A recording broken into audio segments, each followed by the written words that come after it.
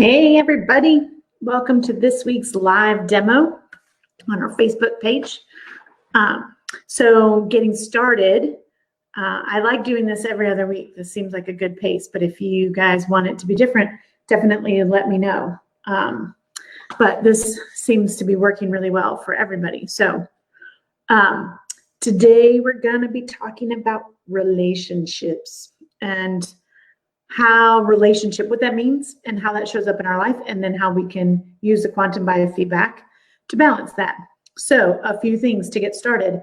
As you guys know, I'm not a doctor. I'm not claiming to be a doctor. I'm not claiming to treat or diagnose any kind of illness. I am not a therapist. I'm not any of those things. My training comes from energetic kinesiology, applied neurology, and then also I am a doctorate student at Quantum University, getting my doctorate in quantum medicine. So just the disclaimer that I'm not gonna try and diagnose or treat anything, but we will be looking at the energetics of what is going on in relationship. Hi, Sarah. And how the dynamics of what's going on energetically between you and the people in your life have an impact on our health and our well-being.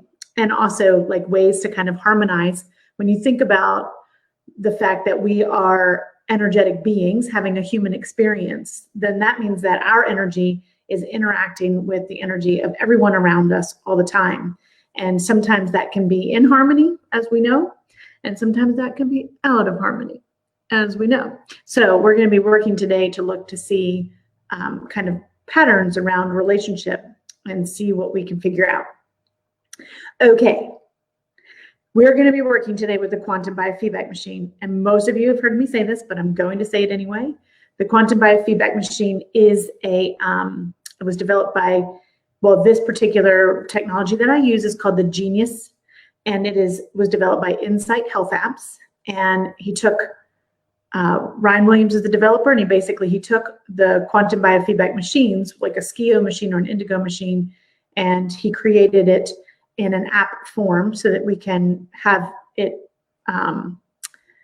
more in an updated technology, like using it on your iPad, which also makes it more accessible because the Skio machines can be, $10,000 to $20,000 depending on what you're getting.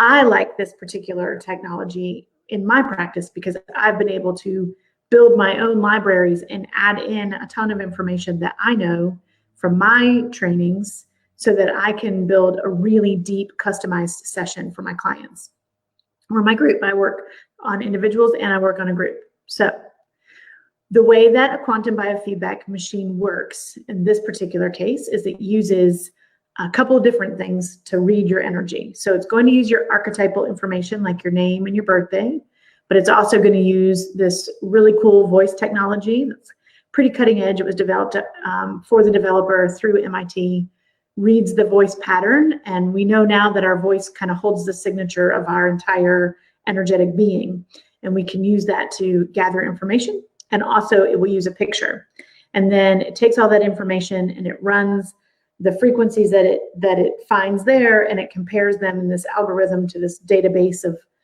frequencies, and what it basically gives us is a printout of kind of what is energetically in balance and what is energetically out of balance, so that we can look to see patterns and things that might be going on to help people have a deeper understanding to help heal themselves, right? So the idea here is the biofeedback component is that I'll be able to point some information out, which allow Stacy, who's going to be, hold on one second. I have somebody who might be trying to be in the Zoom. So I'm just going to let him know that we're not in the Zoom real quick and that we are over on Facebook.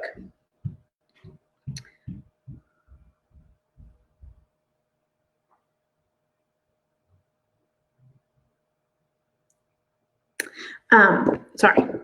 Okay, so I think probably most of you have seen me, but I'm pretty sure that it's up on the screen, so I think you can see it. Oh, sorry. Did it find my face? You can't find me. There I am. I'll just keep getting closer. Okay, so today we are going, hi Greta. Today we're going to be working with Stacy, and I'm not sure Stacy's here yet. I'm sure she's still trying to figure it out, but she will be here soon. I know she's coming. And we're going to be working on, now Stacy is also a client of mine. So I happen to know that she's got some things going on, and she's got some relationship stuff. And this is a really great opportunity to talk about how stress and things like that are going to affect her and what's going on for her. So again, when we run this database, what we're going to see is kind of a printout of basically what's going on in the physical body on like from an energetic perspective, not diagnostically. And then we're going to be looking at the mental body, what's going on in the mind field. And then we also look at the biofield, so we can look at hi Whitney, we can look at the energetic picture of like what's going on with her meridians and her chakras, and so we can kind of get this whole picture. And you guys have seen me do a basic demo before where I just use that information to kind of figure out what's going on for somebody, and we balance that. But today we're going to get more specific, and we're going to look at relationship, because relationship is an entangled place. So you guys know, you've heard me say this, but in a quantum perspective, all energy in the entire, so there's the 5 bodies of consciousness. I know you guys have seen me do it. I'm going to hold it up. The 5 bodies of consciousness. So at the top, we have the bliss body, and that is the all one energy, right? I like to explain this so that we can even begin to get our tiny minds around it. Like the ocean is consciousness. It is all things. And every drop of water inside that ocean that makes up that ocean is a different frequency of possibility or potential. All potentials, all possibilities exist inside this one big energy. We call that the bliss body. And then from that energy, you can think we kind of download into human. So we go through the supramental level, which is the level of our intuition and our creativity, but it's also the level of our like archetypal information. So we're starting to kind of take form out of that. So if you think like the water is not really separate from the ocean, we're just kind of forming it into a shape. So like maybe a wave, an individual wave, that's all these different droplets that become us. So we have the supramental level, then we have the mental level. So the supramental, the archetypes, the personality traits, the astrological chart, all that kind of guides the thinking patterns. And that's the mental level, how we think, how the mind assigns meaning to what we're experiencing. And when our mind thinks a thought, it moves energy in our energy field, it emotes, and that moves the energy through the meridians, it moves energy through the chakras, it moves chemistry, it makes brain chemistry, it makes body chemistry controls protein production controls DNA expression. So we literally physically become, on a physical level, we become what's going on in this huge energetic picture of molded from this one consciousness. So we're not really separate ever from that one consciousness. We're just kind of an expression of it. And so why I went through all of that is to say that relationship then is you're not really separate, right? Like, so being separate is an illusion. So I'm not really actually separate from you guys, and you're not actually separate from me. We are just 2 forms of that wave reflecting information to each other. And so relationship is then about how those frequencies of me interact with the frequencies of people around me, and how my archetypal information, kind of the things that I brought into this world to work on this time around, how the people around me are going to reflect that so that I can have the soul growth that I wanted to have. So we come here as spiritual beings or energetic beings having a physical experience, and we do that because we want to experience ourselves. So if you think about the all one consciousness, that bliss body, it can't really experience itself because it just is. We become human so that we can have experience, we can grow our soul, so that we can experience ourselves from different perspectives. And then from that place, we invite the world to reflect that back to us. And so our world is literally of our creating. We invite certain relationships, and we invite certain things, and we invite certain events into our lives. None of it from the grand scheme of things is good or bad. It's all there for our growth experience. There is no bad. It's interesting. I was in the car with my daughter yesterday, and she asked a really profound question. She said, well, if we control our own reality, or we create our own reality, then why did I cut my finger? And a couple weeks ago, she had sliced her finger pretty good, and we had to go get stitches. I mean, it was a pretty big thing. And what she really was asking was, the deeper question is, if we create our own reality, then why do we suffer? And it's such a, for a 13-year-old to be thinking in that terms, it just warmed my heart. Of course, then I gave her a 20-minute answer. She rolled her eyes and we moved on. But the idea here is that relationships, the idea of suffering is still an experience. We're still looking to have that experience. And the suffering, remember, I've talked about this before. I like to call sandpaper for the soul. Now, I learned that from Darlene at university. At Unity in the Blue Ridge, she talks about pain and suffering being, the sandpaper for our soul. It's like it gets gritty so that our soul can really shine up, so that we can really experience something and grow. We can't grow if we're not being pushed to our edges. So that's what relationship really is, right? Like when you think about it that way, there isn't a good or bad relationship. There's only place for us to experience something and grow from it. Doesn't mean it's good. It doesn't mean it's bad.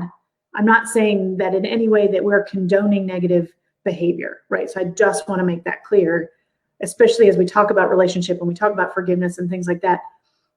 There's no excuse for another human degrading another human in any kind of way. I'm not making excuses for that.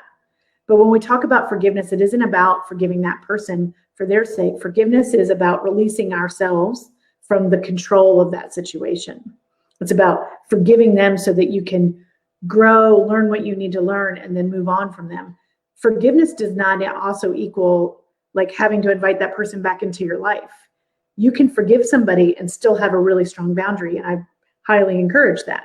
So as we talk about relationship, I want you to hold that space, and I'm not saying that we should just, walk through life and let things happen to us because we created it for our own experience. That's true, but it's also for us to learn to set boundaries and to learn to move away and to learn to grow and become independent in different ways. Okay, getting off my soapbox there. Let's jump into the quantum biofeedback. So I've already loaded up her picture and all of those things. So it's run the database, and now it's given me this printout of what's going to be kind of in balance or out of balance so that we can look at it. And you guys know I like to start with the aura picture. So our aura is just the product of being an electrical being. Everything that is electrical has an auric field. We know that has an electromagnetic field. And so we can take a picture of this auric field using this technology, and it will kind of give us a quick look at what's going on overall. So it looks like right now there's some purple in there. So purple is our higher consciousness. It's our crown chakra. It's our connection to our higher self. It's our intuition. But it looks also pretty muddy around up in that higher area. It looks muddy all around. So there's some stuff going on there that's kind of blocking her intuition, blocking her connection to her highest self, although she's trying to get in there. Looks like there might be some green or yellow down in that right-hand corner. So some healing energy maybe trying to move in, maybe some self-confidence trying to move in, but too murky. There's quite a bit of stuff just murking it up. And so her energy field is really full right now of disturbance, right? So we want to look at what's going on there. And like I said, today we're going to look primarily at the relationship. So now I have a program called the Bliss of Union, and that comes from Ariel Policano, who's just this amazing mentor and to people that use the Genius Biofeedback. And this is one of her programs. And I find it to be beautiful when it comes to working through relationship issues for both for ourselves and for in partnership. So that's what we're going to be looking at today. Now, this particular program has four kind of components. So the first component is the personal clearing. We can't do anything in relationship until we worked on our own shit. I said it on Facebook. So let's look to see first what might be going on here and what we may need to look at for her. So right at the top in the red, now remember we're looking at red and blue being kind of the most out of balance, yellow being, well, I'm not in balance, but I'm not the priority either. And then green being somewhat in balance in relationship to what we're talking about. So we're going to look at the reds and the blues first. So the reds are the clear past hurts. So this is a big one in relationship. If you don't if you don't let go and do the forgiveness work of old stuff, you can't connect in the now. If you don't let go of the old, you stay in a reactive pattern. And reactive patterning keeps us in the past, not the present. And if you can't be in the present, then you cannot create your future. You can't create a future from a past conditioned place. So we have to start by clearing all the old stuff out. I thrive in a relationship while keeping myself healthy and whole. This is really common for women. They tend to give themselves up into a relationship, both with not even necessarily with their partner. They may hold a really strong connection with their partner, but they give themselves up to their children a lot. And remember, we are not just talking about partnership relationship, we're talking about relationship. So that's everybody, right? So especially our children reflecting back to us quite a bit about our own selves and what we need to let go of. I become ready to be in a healthy relationship with ease.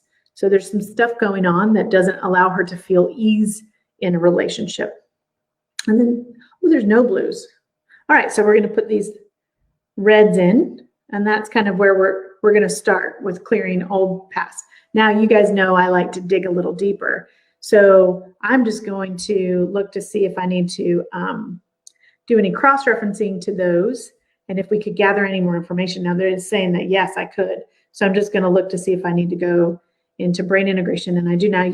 Brain integration is my history. I think most of you know that. I come from the land of working with neural pathways. So ADD, learning differences, anxiety, depression, that's been kind of my overall work for many years. And so I've built that brain integration into here, because the thing is, if you're clearing past stuff, then we are looking at brainstem and limbic stuff that's going on that's keeping her in a reactive pattern. So I'm just going to go ahead and pull those in. In this case, I'm simply going to go for a panel we call, this comes from the Learning Enhancement Acupressure from Charles Krebs, and who developed it. He's one of the leading developers in energetic kinesiology. He developed what's called applied neurology. And so this is kind of one of his basics. It's about how the amygdala, which is the sentinel of fight or flight, and kind of control, it does a lot of things, not just that, but it's going to control us being in kind of a reactive place. And so we want to look to see, in this place, it looks like it's panic, right here at the top, amygdala, pain, punishment. So that's fear of pain, fear of punishment. So the fear of old, like she's been in a relationship that's been hurtful. She's been punished. She's been in pain. There's sadness, there's grief, there's depression. And that creates a sense of panic in the now. And so if she's panicking now, she can't move forward, right? There's also some underlying anger, rage, and frustration, which is very typical, especially if we haven't. So when you think about the brainstem, it's like rage is the brainstem reptilian, and then anger is more the limbic emotional, and then frustration is more when we're in a more integrated place, we just get frustrated, right? But like we can also drop right down into rage, which kind of shuts down. The amygdala shuts down brain integration, which is brain integration is just about the ability for the right and the left brain and the entire brain, not just the right and the left brain, but the entire brain to work efficiently. And so the amygdala has direct access to kind of shutting that down and kind of leaving us in this past reactive place. So we've got some right-left switching in there, and that's fine. That means that the right and the left brain are having a little bit of a hard time communicating across the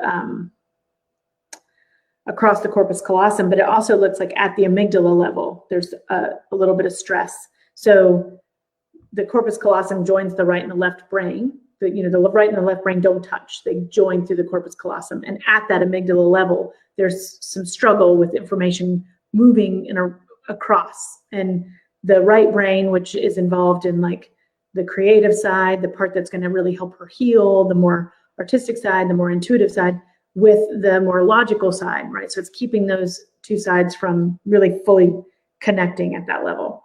So I'm just going to go ahead and pull those things in, because I know she's going to need them to help balance that past stuff. I'm also just going to take a quick look to see if I need to look at the reticular activating system, which is in the brainstem, and the reticular activating system kind of is involved in several different things. There's three kind of pathways of that, but I want to look at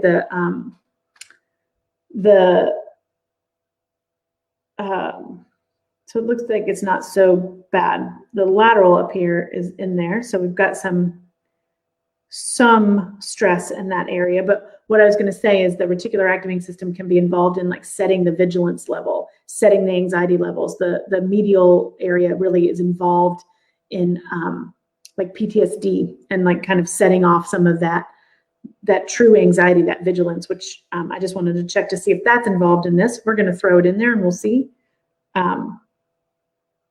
And then, in general, it looks like it's doing okay, but we'll look to see what shows up if when we run the panel in a minute.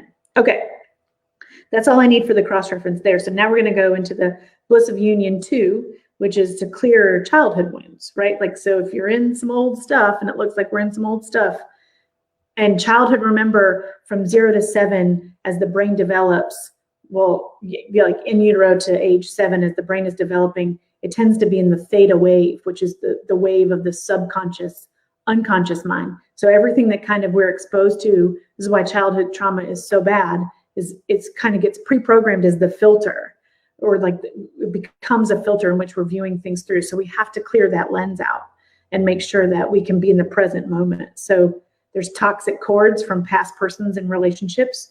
So now we're going to remove those, clear them, and harmonize them. We want to balance oxytocin, which is the neurotransmitter of connection and being able to really open our heart space. I release the abandonment of my childhood. Abandonment is a big one. I forgive my partner somewhere in the past. There's things, or even now. I allow joyful connection and release past wounds. So it looks to me like we've got some real protected heart space stuff going on, that because there's past stuff, it's really hard for her to live right now in the present and stay connected.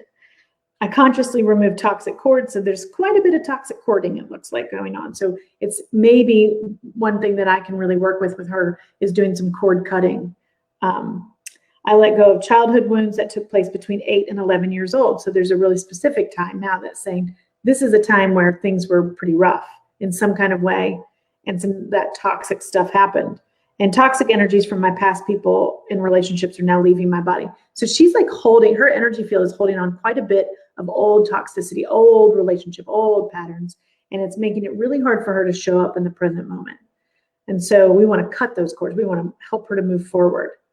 All right, so and then once we've done that, we can manifest, right? Now we want to move forward. Now, sometimes when I work with people on relationship in specific, we work through these just one panel at a time. Like 1 week we do one, and anything that shows to help clear the childhood stuff, right? And then the next week we might move on. Well, only when we've cleared all that really fully do we move on to manifestation. But today we're going to go ahead and move on to manifestation so you can see it.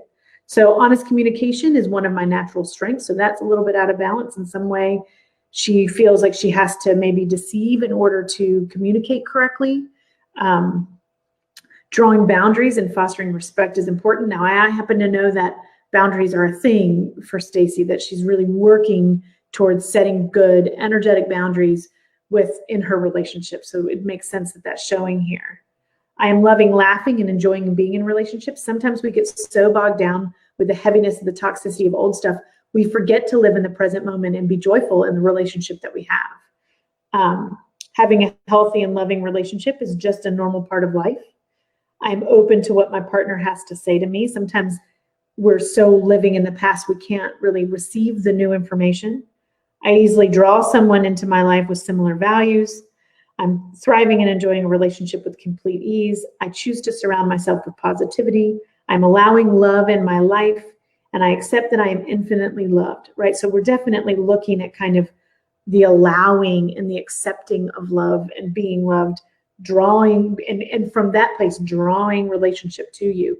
Remember, the thought process in the electromagnetic field, it's like the thought is what gets broadcast, and the emotion is what draws the molecules back towards you. So if you're thinking positively, even if the relationship is hard, if you're trying to stay in a positive space and you're thinking positivity and you're trying to move from a place of grounded, loving relationship, which is kind, not always nice, then you're going to attract that back to you. But if you're constantly thinking negative thoughts and you're constantly broadcasting this negative energy, anxiety, panic, sadness, judgment, blame, then that's what's going to be reflected back to you in your relationship. If you're seeing a lot of that in relationship, if you're having a lot of arguing and anger and judgment in your relationship, then somewhere in you, you're also part of the broadcasting of that, and you've attracted it into you. Now, you've attracted it to you to learn a lesson, not in a bad way. Remember, there's no good or bad. There only is. And so if it's happening for you, it's there for a lesson. It's there for you to have some growth. It's there for you to kind of look at it and say, what do I need out of this relationship? And remember, relationships, they will come and go. We will let them go as well. Like, you know, have you ever had a friend that was like your best friend for 10 years and then no longer, they're not with you like something happened and you grew apart and you don't talk anymore? That's because we have certain relationships at certain point in our times, and they serve in our life, and they serve a purpose, and then we outgrow them. We move on. We don't resonate with that relationship in some way anymore. It's not good or bad. It just means that we're moving in a different direction. Okay, and then the last one is the union and harmony, right? So now we want to really bring in, we are clearing this old stuff, we're manifesting what we want, and we want that to be in union and harmony, and we want to make sure that we're bringing in any frequencies that help harmonize us so that we can then broadcast a different frequency, and then because we're broadcasting a different frequency, we're going to attract a different thing back in. So it looks like here we're going to be looking at the nervous system. So she's, again, that reactive place, that brainstem place, that anxiety that she's kind of sitting in, depression, things like that, then that's going to make it really hard to attract what she wants. Kundalini expand, that's our core energy, our connection to the consciousness energy. It moves from the base of the spine up through the chakras to the crown chakra. And so we're going to use a frequency here, a right frequency, 55 hertz, to really help expand that energy. That's a grounded energy. And from there, she can express outward. But if she doesn't have enough connection to her own self, her own higher self, the whole oneness, she can't expand into other relationships yet. I own my feelings and express them with kindness and love. Acetylcholine has a whole lot of, it's a neurotransmitter, and it's involved in some of those brainstem pathways, but it's also about memory, and it's also about, it's involved in just about everything. I enjoy being in the moment in the process of being consciously in a relationship. So she might be missing the moment. Remember, she's in that reactive mind and not quite staying in the present moment. So some really great tools for her would be to really work on mindfulness, a lot of like bringing her awareness back to this moment, and like evaluating with curiosity what was happening that got me all triggered, right? Like a trigger is not for you to surrender to. We don't get triggered so that we can just go down into the pity pool, although we do fall into the pity pool quite a bit. But the idea of the pity pool is we fall in and then we get out and we're like, oh, right, like I see what's going on. I maybe swam around for a little while in the pity pool, but then I got to get back out, right? Or that's what I call it. And I get that from Jackie Mooney, who is an excellent teacher of applied neurology. I willingly participate in a relationship as an adult. So here is the acknowledgement in the present moment that she's been functioning from that childhood wound. And now we want to bring her into this current time frame. Building a relationships is worth any and all effort. So there could be a feeling of like, what's it all worth? That's that low-level depression that can show up kind of underneath. I explore criticisms of my partner as possibly criticisms of myself. So this is an interesting one because this is what we've been talking about, like how our partner is going to reflect back to us our own shit, what we need to work on. And when you're really grounded in a very divine and conscious relationship, you can do this in a really beautiful way. My husband and I work on it a lot. I'm not saying that we always hang out there, but we are now at a point where he can say, do you see that you're in an old pattern?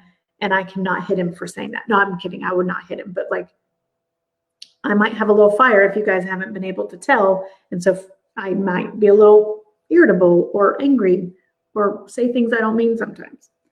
Now I'm able to stay present and grounded and not come from that childhood place. Always. I mean, it still happens. I want you to know.